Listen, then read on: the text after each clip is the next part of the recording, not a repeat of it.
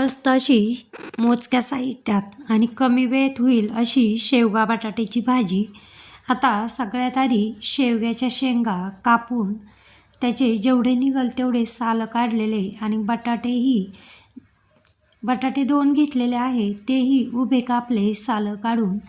ते आता तेला मिठामध्ये छान असे शिजवून घेतलेले, यामुळे एकदम मस्त अशी चव येते.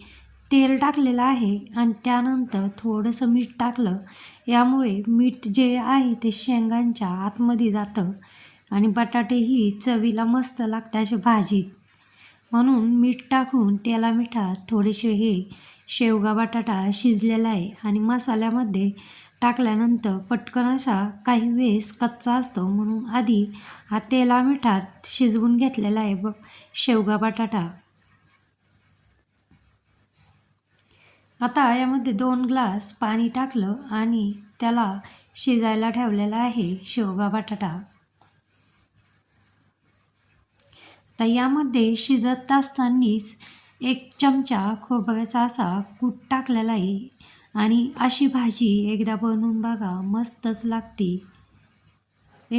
फक्त 1 चमचा असा कूट टाकलेला आहे. मिक्सरच्या भांड्यामध्ये हा कूट केलेला आहे आणि तो टाकलेला आहे शिजताना.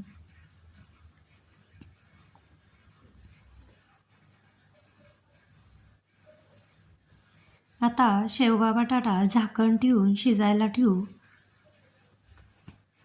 आता इकडं मसाला काढून घेऊ. त्यासाठी 1 कांडी लसूण घेतला, थोडंसं आलं घेतलं, 1 चमचा धने, 2 चुलीत भाजलेले कांदे, कोथिंबीर आणि सुकं खोबरं असं घेतलेलं आहे. आता याला दाटसरपणा येण्यासाठी 1 चमचा असं वस्तू टाकणार आहोत, ज्याने चवही वाढव आणि भाजीही एकदम अशी थोडीशी अशी आपल्याला जशी लागती घट्ट दाटसर अशी भाजी बनन. आता ही मसाले थोडेसे भाजून सगळी याची पेस्ट मिक्सरच्या भांड्यामध्ये काढायची आहे. आता कांदा तर भाजलेलाच आहे, पण धने, आलं आणि खोबरं असं थोडंसं भाजून त्याची छान अशी पेस्ट मिक्सरच्या भांड्यात काढू. आता इकडं शेवगा बटाटाही होत आहे आणि मसालाही भाजून वाटून झालेला आहे.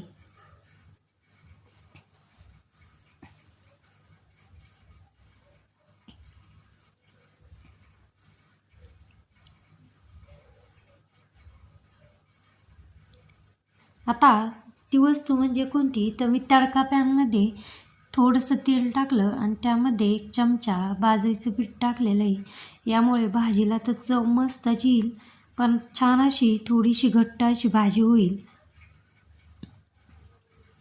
तेलात हे पीठ छान खमंग असं भाजून घेतलं.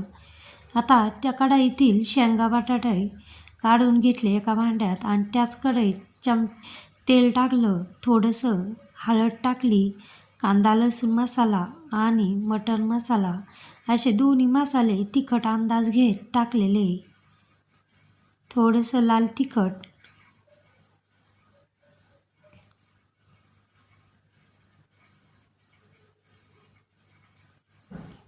आता हे मसाले तेलात लगेच जळायला जातात, म्हणून मी थोड्या वेळ बंद केलेला आहे आणि मसाले तेलामध्ये तापलेल्या तेलात छान भाजून घेतले. आता तेलही कमीच टाकलेलं आहे, कारण शेंगा उकडतानाही तेल टाकलं, पीठ भाजतानाही तेल टाकलं, म्हणून थोडंसं तेलामध्ये लगेच मसाले जळाले जातात. म्हणून थोड्या तेलात मसाले छान असे भाजून घेतले आणि आता हे जे वाटण केलेलं आहे ते वाटणही यामध्ये टाकलेलं आहे.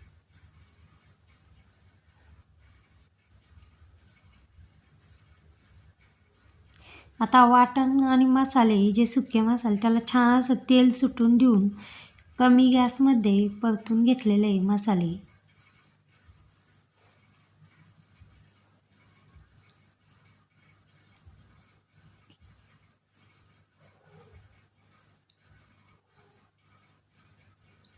तेल सुटलेले आहे मसाल्यांना.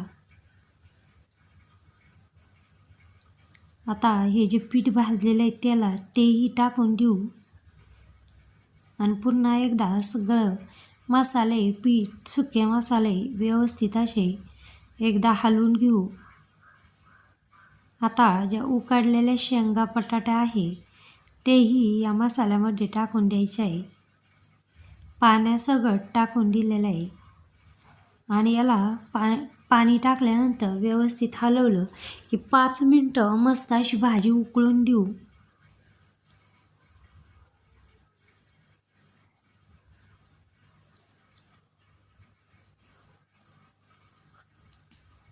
पाच मिनटं उकळल्यानंतर मस्त असा तवंग येतो भाजीला आणि एकदम चविष्ट अशी मोजक्या साहित्यामध्ये ही भाजी केलेली आहे. अशा पद्धतीने आपली एकदम झटपट सोप्या पद्धतीने चविष्ट अशी शेवगा बटाट्याची भाजी झाली.